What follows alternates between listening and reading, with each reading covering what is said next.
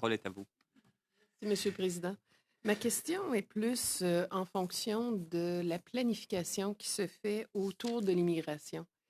Quel genre de planification est-ce que vous faites? Parce que c'est beau de vouloir avoir des francophones qui arrivent dans nos villes. Si on n'a pas de logement pour eux, si on n'a pas de place pour eux, où est-ce qu'on les accueille? Puis je voudrais savoir quel genre de planification il se fait. D'accord, le ministre d'Immigration dit on va attirer, par exemple, 500 000 francophones ici au Canada, mais est-ce qu'on fait une planification à savoir on en a besoin de 25 dans telle ville, 40 dans une autre, 75 dans une autre? Est-ce qu'on fait ce genre de planification-là? Ou si on envoie des cibles, on envoie des fonds dans les communautés, mais on ne sait pas si les besoins ni les capacités qui sont associées aux différentes communautés.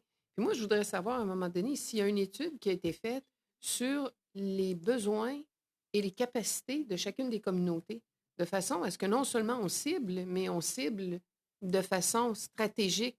Donc, je voudrais savoir s'il y a un genre d'étude ou de travail qui a été fait dans ce sens-là dans vos différents regroupements. Merci. Qui veut répondre à cette question?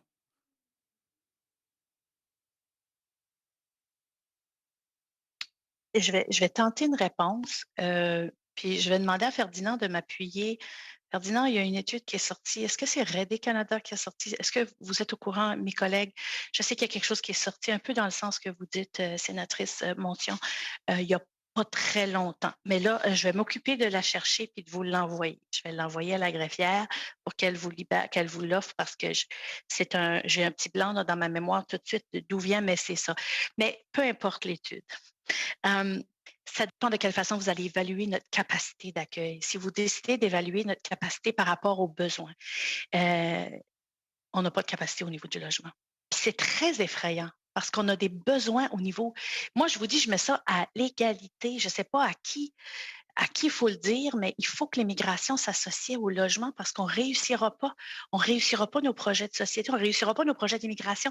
Les CFA vont... Quand ça va être le temps d'accueillir ces gens-là dans nos...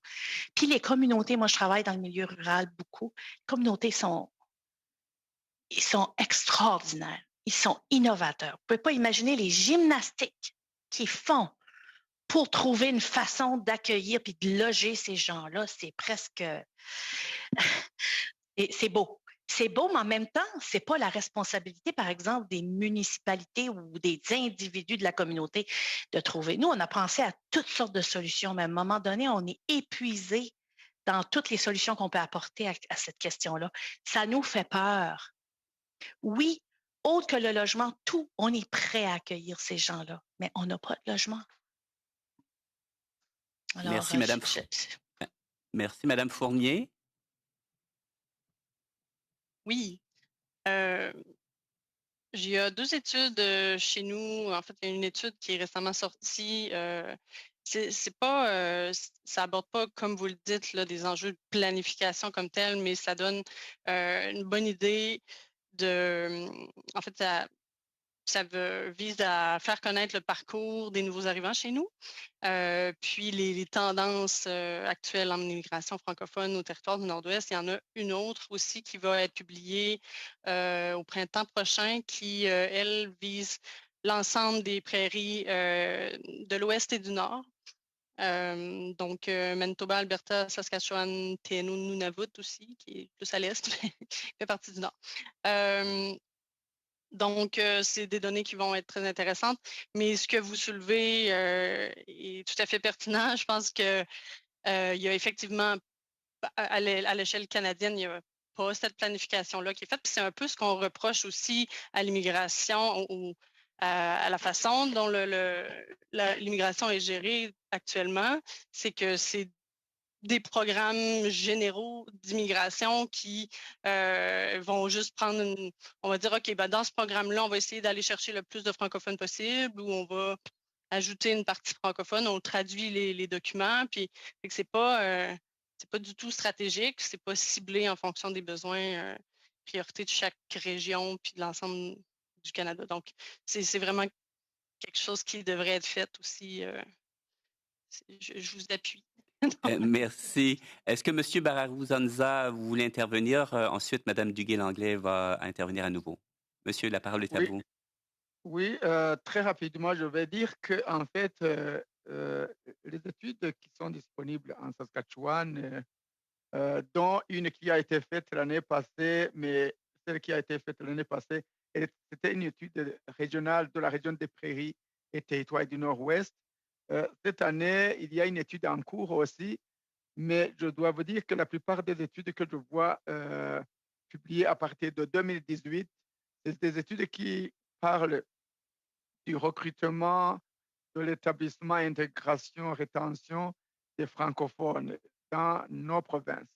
Mais la planification au sens large du terme, incluant la planification du logement, je crois que c'est une question qui devrait être intégrée dans des études conduites par conjointement un certain nombre de ministères.